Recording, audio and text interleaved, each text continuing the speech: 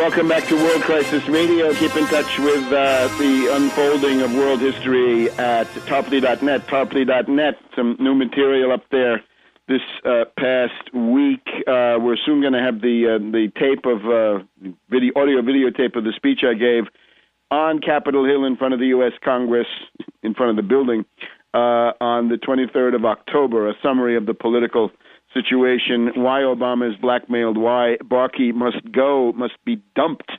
And, of course, he's celebrating over there in Afghanistan right now. Butcher Barkey, the warmonger.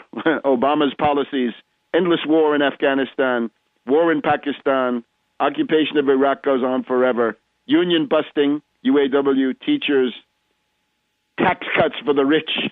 He's about to, he's morphing into Bush before your eyes. Anyway, the term auction facility, TAF, one of those several, and we'll go through the entire list, the special circumstances, special and exigent circumstances lending that was done by the Federal Reserve. And the idea of this, of course, is that they would lend to anybody. There was no limit. Could be a foreign bank, could be an industrial company, could be a hedge fund, could be anybody, could be a syndicate of gangsters, which is what some of these hedge funds are.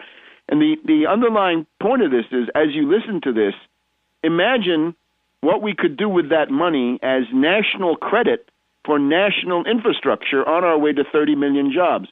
We're talking about 3.3 trillion, 3,300 billion, or in other words, 3.3 trillion of Federal Reserve credit. Now, for 3.3 trillion, you could buy a recovery in grand style, and I'll tell you exactly what to do. You know the litany, the 100 reactors, the 100,000 miles of maglev rail, the 1,000 hospitals, rebuild the interstate highway system, and rebuild the water systems, canals, sewage disposal, water treatment plants of the United States. You could basically do, I think, most of that for 3.3 trillion, but instead, here's who got the money to bail out bankrupt derivatives, toxic assets, kited securities of this type. Bank of America, $212 billion. Barclays Bank of London, as a reward for the stab in the back, they took over the carcass of Lehman, of course, after it had gone bankrupt, after the panic had been unleashed. Barclays Bank, $232 billion. Bank of Scotland, I think they mean by this Royal Bank of Scotland, once the largest corporation in the world in terms of market cap, I believe, but bankrupt. $181 billion of U.S. national credit creation to keep this rotting entity of derivatives and speculation. Wells Fargo, $154 billion. They're the ones who took over the bankrupt carcass of Merrill Lynch. Wachovia Bank, $147 billion. Société Générale, this is the French Société Générale. They had to be content with a mere $124 billion U.S. dollars. Dresdner Bank of Germany, up to their necks in derivatives, $123 billion U.S. dollars. Here we now have RBS Citizens. This, I guess, is Royal Bank of Scotland in a different transmogrification. $117 billion. Bayern LB, this is the Bayerische Landesbank, privatized, of course. Always great to privatize these former state banks, right? These are the Landesbanken. Every German federal state had one, and they've basically been privatized and turned into casino gambling, bucket shop operations. Bayern LB, $108 billion of U.S. national credit generation. Dexia Credit, this is Belgium. Dexia gets $105 billion U.S. dollars. Boy, that is quite a catalog. And, of course, we're told today that we can't afford $15 or $20 billion to extend unemployment benefits in the season of Advent and the coming of Christmastide. We're told we can't do that. But, boy, $232 billion was available for Barclays Bank. How about them apples? But let's go on. Let's not stop here. We have to hear more. Let's see now. This we got the enormity of this thing is so tremendous. Let's think about some other companies that got it. General Electric cashed in on the lending.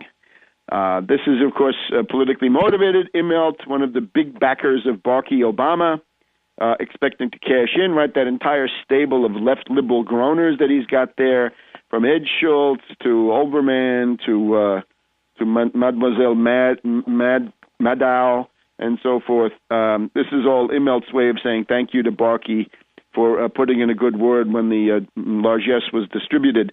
General Electric Company cashed in. Verizon Communications cashed in. We don't want to forget UBS AG, Union Bank of Switzerland, Schweizerische Vereinsbank Aktiengesellschaft, $37 billion in October 2008.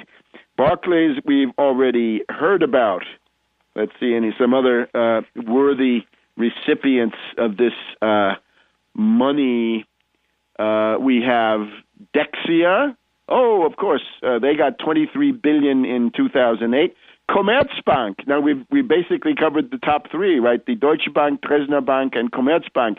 Commerzbank AG, Aktiengesellschaft Corporation, $13 billion on commercial paper loans in 2008. Now some other surprises. Remember the hypocritical, lying, deceptive, duplicitous song and dance coming from the parasites over at Goldman Sachs, that they didn't want government help, they didn't need it, they didn't want to have any part of it. Well, that, of course, was meant, but they would try to get off the hook by saying, well, that applies really only to the TARP, to the Treasury money, the Troubled Asset Relief Fund, the derivatives bailout fund masterminded by Paulson. But remember, the really big money was flowing in the background from the Fed, right? 4, 5, 6 times as much, depending on how you want to measure it. Goldman Sachs borrowed from the Fed 84 times after Lehman Brothers went down. Overnight loans to Goldman Sachs peaked at $18 billion in mid-October. Morgan Stanley, a weaker institution, borrowed 212 times from the Fed. And at the height of the crisis in late 2008, Morgan and its London arm, I guess that might be Morgan Grenfell, borrowed nearly $60 billion.